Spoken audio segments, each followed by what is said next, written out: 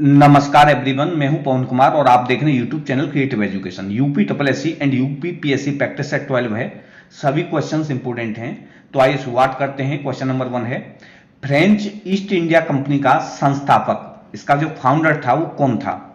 Options दिए, Martin, Colbert, अल्मीड़ा या Dupleix. तो इसका राइट आंसर है ऑप्शन बी, कोलबर्ट। फ्रांसीसी east India company, French east India company एक व्यापारिक प्रतिष्ठान थी। इसकी स्थापना कब हुई थी? सन 1664 ईस्वी में इसकी स्थापना हुई थी, ताकि ब्रिटिश ईस्ट इंडिया कंपनी तथा डच ईस्ट इंडिया कंपनी से मुकाबला किया जा सके। इसकी योजना जीन बैप्टिस्ट कोलबर्ट ने बनाई थी, जिसे लुई 16वें ने राजाज्ञा प्रदान की थी। इसका उद्देश्य पूर्वी गोलार्ध में व्यापार करना था। इसका निर्माण पहले से विद्यमान 3 कंपनियों को मिलाकर किया गया था। इसका प्रथम डायरेक्टर जनरल डी फाई था। तो इसका जो राइट आंसर है, संस्थापक कौन था? तो ये था Baptiste Colbert, Jean Baptiste Colbert. Next question है, बंगाल के स्थायी बंदोबस्त का विचार आगे बढ़ाने में निम्नलिखित में से कौन एक शामिल नहीं था? Alexander Dow, Thomas Law, Montgomery Martin या फिलिप फ्रांसिस। तो इसका राइट आंसर है option C, Montgomery Martin. Martin का संबंध था, ये उत्तरी भारत में जमींदारी प्रथा से था। अलेक्जेंडर डो, थॉमस लॉ और फिलिप फ्रांसिस, इन तीनों का संबंध यानी लॉर्ड कॉर्नवालिस से पूर्व ही ईस्ट इंडिया कंपनी के कई अधिकारी जैसे अलेक्जेंडर डो, थॉमस लॉ व फिलिप फ्रांसिस आदि स्थायी बंदोबस्त के विचार को प्रेरित कर रहे थे। तो राइट आंसर था इसका ऑप्शन सी, मार्टिन का संबंध इससे नहीं था। निम्नलिखित में से कौन सी वस्तुएं शिल्प उत्पादन केंद्रों की पहचान में सहायक हैं? प्रस्तर पिंड, पूरे शंख तथा तांबाअयस्क, अपूर्ण वस्तुएं या कूड़ा करकट। तो इसका राइट आंसर है ऑप्शन डी, सारी वस्तुएं। ये सभी वस्तुएं शिल्प उत्पादन केंद्रों की पहचान में सहायक हैं। शिल्प उत्पादन केंद्रों की पहचान के लिए पुरातत्वविद सामान्यतः प्रस्तर पिंड, पूरे शंख तथा तांबा अयस्क जैसा कच्चा माल, औजार, अपूर्ण वस्तुएं, त्याग दिया गया माल तथा कूड़ा करकट को आधार बनाते हैं। उपयुक्त आधारों पर ही हड़प्पा तथा मोहनजोदड़ो को शिल्प उत्पादन का केंद्र माना गया है। तो राइट आंसर ऑप्शन डी, 1, 2, 3 और 4 all the statements are correct. Next question है, इबादत खाना किसके लिए बनवाया गया था? धर्मों की चर्चा के लिए, राज्य की चर्चा के लिए, लोगों से बातचीत करने के लिए या नन ऑफ द अबव, इनमें से कोई नहीं। तो इसका राइट आंसर है ऑप्शन ए, धर्मों की चर्चा के लिए। किसने बनवाया था? अकबर ने। इबादत खाना अकबर ने बनवाया था। इसमें वह सभी धर्मों के विद्वानों से चर्चा किया करता था। तो राइट आंसर रहा ऑप्शन ए, धर्मों की चर्चा के लिए। केवलादेव राष्ट्रीय उद्यान को राष्ट्रीय उद्यान का दर्जा कब मिला था? 27 अगस्त 1981, 15 अगस्त 1985, 26 जनवरी 1956 या 16 जनवरी 1977। तो इसका राइट आंसर है ऑप्शन ए, 27 अगस्त 1981 को। केवलादेव राष्ट्रीय उद्यान कहां है? भरतपुर जिले में स्थित है। राजस्थान का जिला है भरतपुर, उसमें यह स्थित है। आजादी के बाद केवलादेव को 1956 में घना अभयारण्य घोषित किया गया था। 1985 में इसे विश्व प्राकृतिक धरोहर की सूची में सम्मिलित किया गया था। भरतपुर राजस्थान का यह पक्षी अभयारण्य साइबेरियन सफेद सास के लिए जाना जाता है, इसके लिए प्रसिद्ध है। तो राइट आंसर है ऑप्शन ए, 27 अगस्त 1981 को। शंकुधारी वनों के संदर्भ में निम्नलिखित कथनों को ध्यानपूर्वक पढ़िए। शंकुधारी वन उत्तरी गोलार्ध में उच्च अक्षांशों 50 डिग्री से 70 डिग्री में पाए जाते हैं। हिमालय में ये वन प्रचुर मात्रा में पाए जाते हैं। शंकुधारी वनों के वृक्ष छोटे, कठोर एवं पर्णपाती प्रकार के होते हैं। शंकुधारी वनों को टैगा भी कहा जाता है। इनमें से कौन से कथन सत्य हैं? तो शंकुधारी वन उत्तरी गोलार्ध में उच्च अक्षांशों 50 से 70 डिग्री में पाए जाते हैं, सही है। हिमालय में ये वन प्रचुर मात्रा में पाए जाते हैं, ये भी सही है। शंकुधारी वनों के वृक्ष छोटे, कठोर एवं पर्णपाती प्रकार के होते हैं, ये सत्य नहीं है, क्योंकि ये मुलायम होते हैं। शंकुधारी वनों को टैगा भी कहा जाता है, ये कथन सत्य है। तो उपयुक्त 3 कथन इसमें सत्य हैं। वो तीनों कथन कौन से हैं? पहला, तीसरा और चौथा, तीनों ही कथन सत्य हैं, पहला, दूसरा और चौथा। तो राइट आंसर है ऑप्शन ए, फर्स्ट, सेकंड और फोर्थ, ये कथन सत्य है। नेक्स्ट क्वेश्चन है, निम्नलिखित में से कौन सा ग्रह भौमिक ग्रह का उदाहरण है? पृथ्वी, बृहस्पति, शनि या नेपच्यून? तो इसका राइट आंसर है ऑप्शन ए, पृथ्वी। बुध, शुक्र, पृथ्वी और मंगल ग्रह को, इनको आंतरिक ग्रह या भौमिक ग्रह भी इनको कहा जाता है। यह ग्रह सूर्य से अपेक्षाकृत समीप यानी पास में स्थित हैं। इन्हें भौमिक ग्रह कहा जाता है क्योंकि यह ग्रह चट्टानों, धातुओं इत्यादि भारी घनत्व युक्त पदार्थों से बने हैं, जबकि इसके बाद के बुध, शुक्र, पृथ्वी, मंगल के बाद बृहस्पति, शनि, अरुण, वरुण जो ग्रह हैं ये सबसे ज्यादा गैसों से बने हुए हैं। तो राइट आंसर है ऑप्शन ए, पृथ्वी।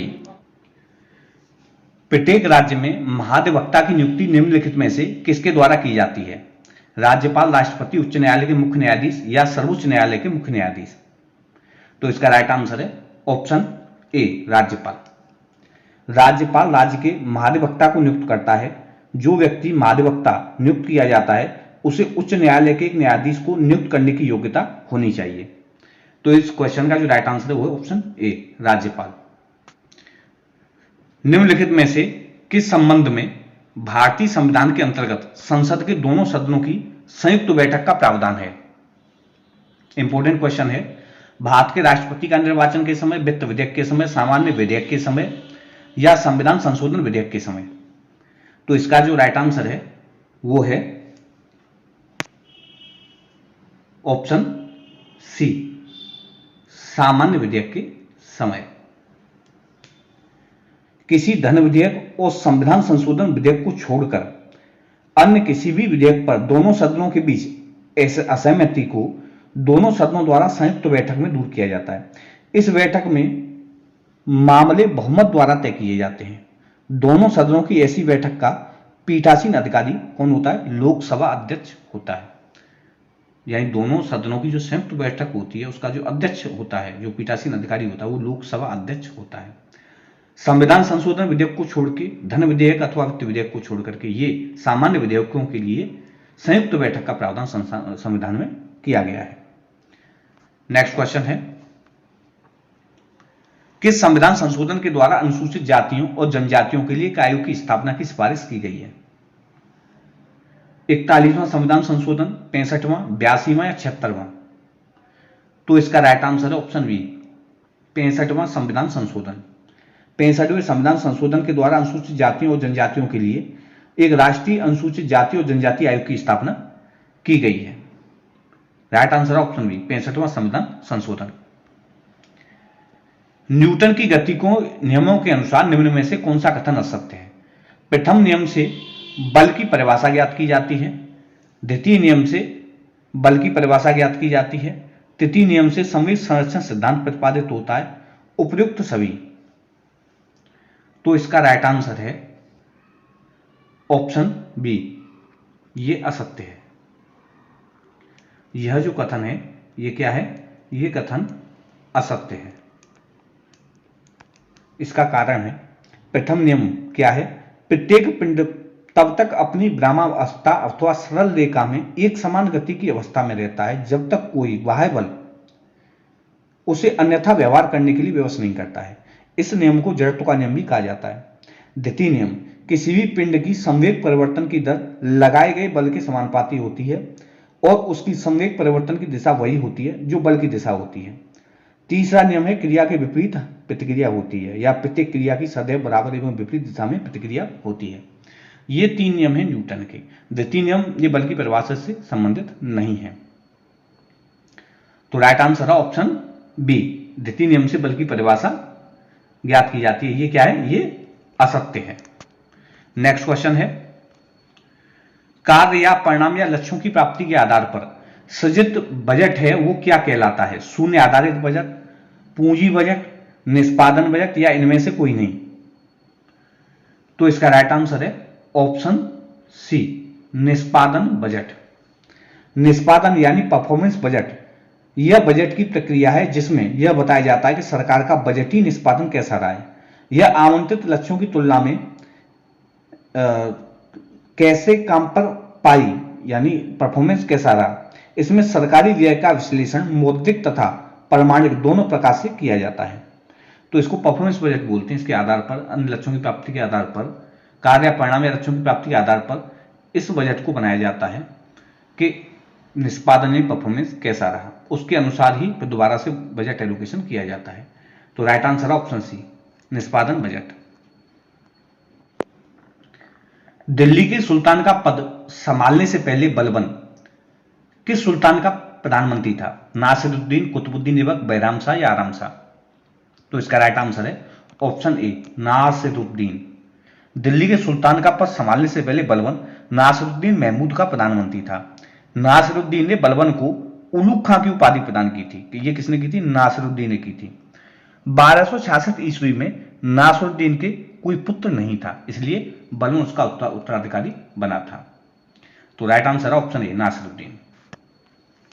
मेधावी राजस्व अधिकारी टोडरमल ने किसके अधीन सेवा की थी? भगवान दास, हुमायूं, बाज बहादुर या शेरशाह? तो इसका राइट आंसर है ऑप्शन डी, शेरशाह। मेधावी राजस्व अधिकारी टोडरमल अकबर की सेवा से पहले शेरशाह के अधीन नौकरी किया करते थे। तो टोडरमल थे, ये सबसे पहले किसके अधीन नौकरी किया करते थे? शेरशाह के अधीन। 1757 में प्लासी के युद्ध में सिराजुद्दौला के साथ किसने विश्वासघात किया था? हैदर अली, मीर कासिम, मीर जाफर, अवध के नवाब? तो इसका राइट आंसर है ऑप्शन सी, मीर जाफर। यह कब युद्ध हुआ था? 23 जून 1757 को। यह प्लासी के युद्ध में सिराजुद्दौला के साथ मीर जाफर ने विश्वासघात किया था। इस युद्ध में मीर जाफर नवाब का सेनानायक था और इस युद्ध के बाद कंपनी को 24 परगने की जमींदारी प्राप्त हुई थी। तो विश्वासघात किसने किया था? ऑप्शन सी, मीर जाफर ने। ब्रिटिश क्राउन ने ईस्ट इंडिया कंपनी से भारत पर प्रभुसत्ता किस वर्ष में प्राप्त की थी? 1857, 58, 59 या 60? तो इसका राइट आंसर है ऑप्शन बी, 1858 में। 1 नवंबर 1858 को रानी की उद्घोषणा जारी करने के लिए शाही दरबार इलाहाबाद में लॉर्ड कैनिंग द्वारा आयोजित किया गया था। इस उद्घोषणा के द्वारा भारत का शासन सीधे ब्रिटिश क्राउन के अंतर्गत आ गया था। कब? 1858 में। 1857 की क्रांति के बाद 1858 में ब्रिटिश क्राउन के अधीन पूरा भारत का शासन आ गया था। नेक्स्ट क्वेश्चन है, जब स्वतंत्रता की माउंटबेटन योजना स्वीकार की गई उस समय भारतीय राष्ट्रीय कांग्रेस का अध्यक्ष कौन था? जवाहरलाल नेहरू, सरदार पटेल, मौलाना आजाद या आचार्य जेवी कृपलानी? तो इसका राइट आंसर है ऑप्शन डी, आचार्य जेवी कृपलानी। जिस समय माउंटबेटन योजना स्वीकार की गई थी उस समय भारतीय राष्ट्रीय कांग्रेस के अध्यक्ष आचार्य जेवी कृपलानी थे। महबूब ए इलाही किस सूफी संत की उपाधि थी? बाबा फरीद, अमीर खुसरो, निजामुद्दीन औलिया या गीसू दराज? तो इसका राइट आंसर है ऑप्शन सी, निजामुद्दीन औलिया। महबूब ए इलाही इनकी उपाधि थी। इसके अलावा सुल्तान उल मसाहयक, दस्तगीर ए दो जहां, जग उजियारे और कुतुब ए दिल्ली, ये भी इनकी निजामुद्दीन औलिया की उपाधि थी। तो राइट आंसर है ऑप्शन सी, निजामुद्दीन औलिया। तो दोस्तों ये थे कुछ इंपोर्टेंट क्वेश्चंस आपको कैसे लगे कमेंट बॉक्स में कमेंट करके जरूर बताइए। चैनल को यदि आपने सब्सक्राइब नहीं किया है तो प्लीज सब्सक्राइब कर लीजिए और जो बेल आइकन जो बटन है इसको भी आप प्रेस कर लीजिए। ये वीडियो देखने के लिए आपका बहुत बहुत धन्यवाद।